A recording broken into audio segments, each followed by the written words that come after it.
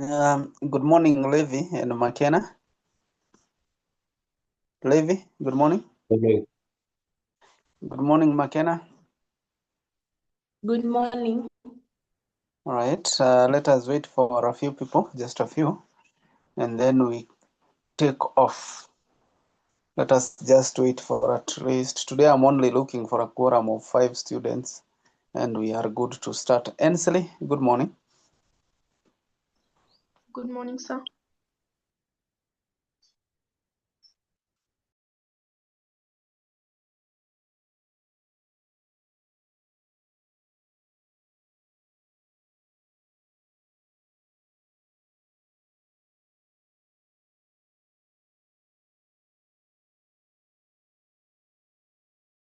Faith, good morning.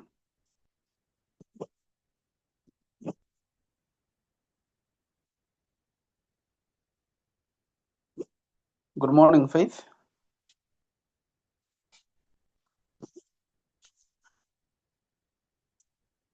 Good morning. All right. TK Onchonga, good morning.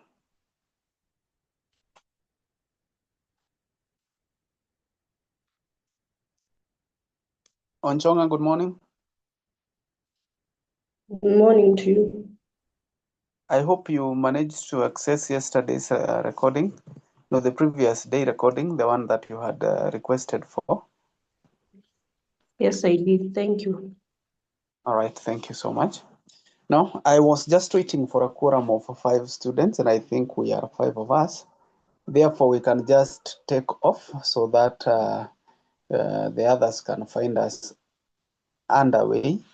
And I want to ask Faith to help us open with a prayer. Faith? Let's pray. Almighty Father, we come before you this wonderful morning. We say thank you for this day. Thank you for checking on us. As you're going to conduct the English lesson, may you enable us to understand. May you bless our teacher and his name. Amen. Thank you. Thank you so much. So today we are going to go through chapter 5 of this book, chapter 5. And chapter 5 is quite an interesting one. We are going to go through chapter 5. It is quite an interesting one. And chapter 5 runs from page 66 to 81. It runs from page 66 to 81. And perhaps we will read half of chapter 6 today, so that now we could be in a good position to move on. So, chapter 5, basically it is about Dr. Afolabi. And if you noticed, chapter 4 was about one person.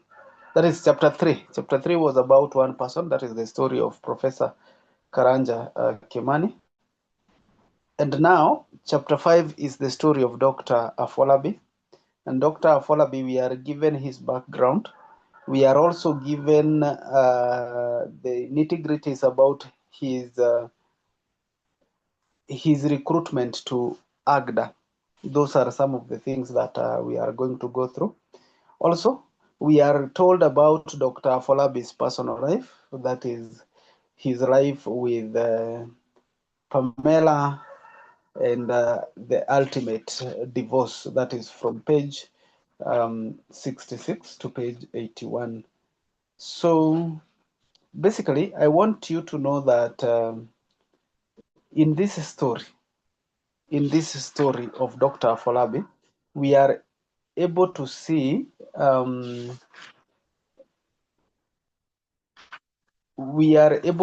whatever happens to him, and we are able also to see that he is part of those people that are dejected and harassed by life. Maybe for him it is not really an issue of being harassed by the leadership in place, but we will talk about it being an issue of being harassed by life in general. So we are going to read the first bit here. and we are going to talk about it. That first bit that is from page 66 to page 69. I would wish that you call it,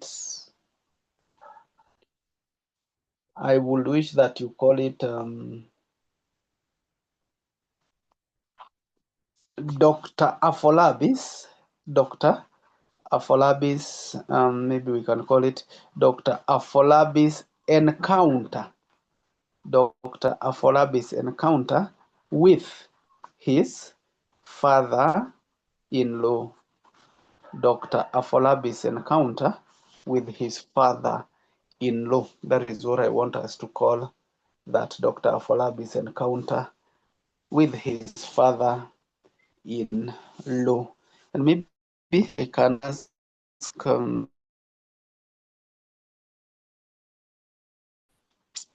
McKenna to read for us.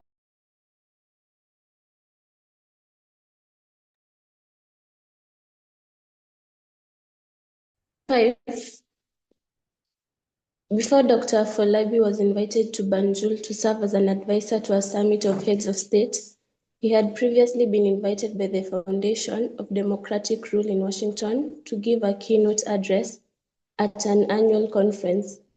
For his wife Pamela, the invitation by the foundation had been a godsend. It had brought her an opportunity to redeem herself. In over 6 years, she had not been to see her father, a widower who lived alone in Boston. Now she will get to see him at last. So, cancelling all of her engagements, she rode on the back of the foundation's offer to pay for her husband's travel and paid for her own, so she and he will visit her old man together. The old man was not in when they arrived. Pamela knew where he hid the key whenever he stepped out, so she got it and left and let herself in. Abiola followed her with the luggage, but did not stay. Stiff of body after the long flight from Nigeria, he went out to loosen up instead, only to stumble upon a scene he would swear to himself never to disclose to his wife. Early summer had roofed Boston with a cloudless infinity of horizon to horizon blue. Bostonians, reveling in that good weather, were out in thousands. Dr. Afolabi took them on. He plunged into midst as if he were one of them, inhaling reedy breaths of the day's clear air. As he walked, he absorbed everything he saw. America, he noticed, had more old people now than in his Harvard years as a student. Its citizens were living longer. In days gone, the old would have been staying with the young, as they still did in his Africa, in the care of kith and kin until they died. Now they lived alone in their own homes, empty of relatives or joint contemporaries in old people's homes. A department store emerged. Dr. Afolabi headed for it. As soon as he stepped in, supply created demand. A shaving razor he did not need convinced him, with just the power of its presence there, that he needed it. He took it, joined a queue to pay, and there ran into a snag. The woman ahead of him, not at all familiar, was not a problem in any way, but the scruffy old man ahead of her, vaguely familiar, definitely was. He had killed the queue. I got baby here from Josh for Christmas, he was telling the girl at the cash register, pointing not at any baby but at watch-like gadget strapped to his wrist. Lives in Phoenix, Arizona, Josh does. Now what? When I press the baby here, the band you see around my wrist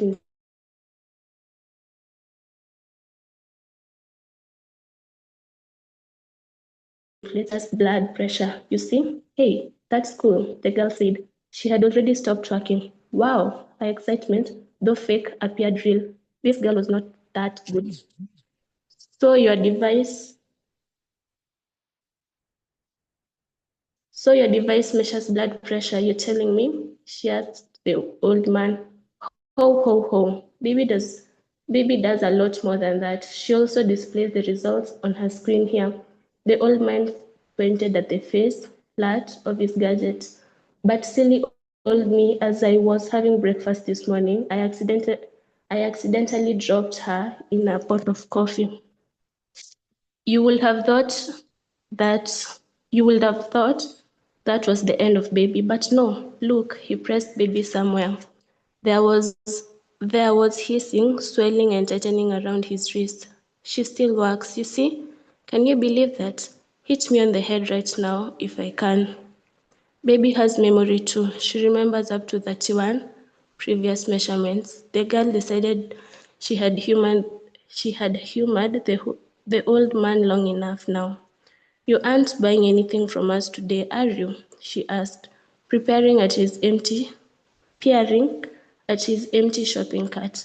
I'll buy stuff tomorrow. He went back to his Christmas gift from Josh. So every month, baby remembers where I've been and compares that with where I am. You didn't come to shop then. You came just to show me your blood pressure monitor. Well, I'm impressed.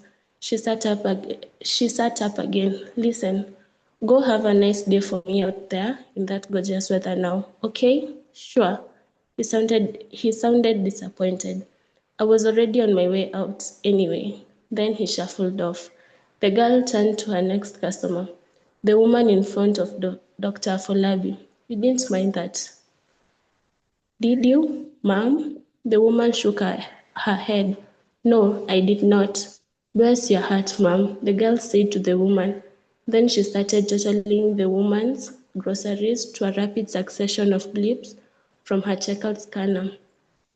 You saw that poor fellow? She tipped her head in the old man's direction. Blip. We get people like him in here all the time. Blip. She was quick. They want to touch and be touched. Blip. See and be seen. Blip. Listen and be listened to. Blip. Not to watch television at home alone all day. Blip.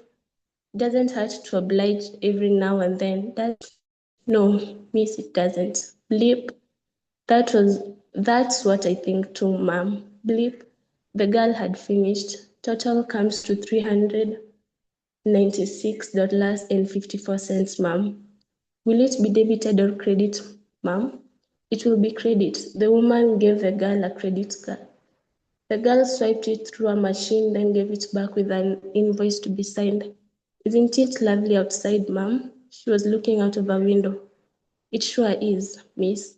The woman returned the invoice to her, signed. I wish I was out there. Oh well, have a nice day, ma'am. You too, miss, said the woman and then left. Dr. Afolabi's turn had come. Good morning, sir, said the girl to him. Will that be all, sir? She was looking at his razor. Yes, he said. You see, I only use one at a time. It was a foolish joke, and it fell flat. He apologized. Sorry. No problem. Blip. That will be $5.23, sir. He marshaled that whole sum in coins, paid her, then left. She had handled the old man with great tact, he thought. But that will be the old fellow do next. But what will the old fellow do next? Will he go to show baby to another chatty girl at a checkout counter? Or brag about baby to a friend over booze in a bar? Or will he simply go back home and watch TV? It was hard to say which it will be. Dr. Fulabi then saw a All shoulder right. wobble. All right. Pause there. McKenna, pause there. Up to that point, we will call that bit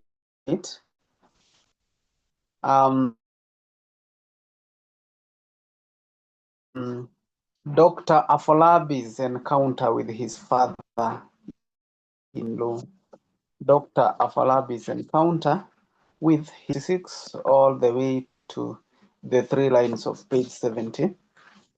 And basically, we are introduced to Pamela. We are introduced to Pamela. And the way we see Pamela, Ansley, please. Yes, sir. Why? Yeah, thank you. Why do you think Pamela has been introduced in that manner to us? Or else, maybe I can start here. Do you think Pamela has been introduced as a good person, according to you, Ansley? And if no, why? If yes, why? Okay, sir. I think Pamela has been introduced as a good person. Okay. I've not come across any negative information about Pamela through the reading. All right, thank you. Who has contrary thoughts? If you think contrary of what Ansley thinks, raise your hand. Do you think Pamela has been introduced to us as an absolutely good person? Do you think Pamela has been okay? Does Pamela have any shortcomings so far, the way she has been introduced to us? If you think yes, please raise your hand and tell us. If you think yes, please raise your hand and tell us.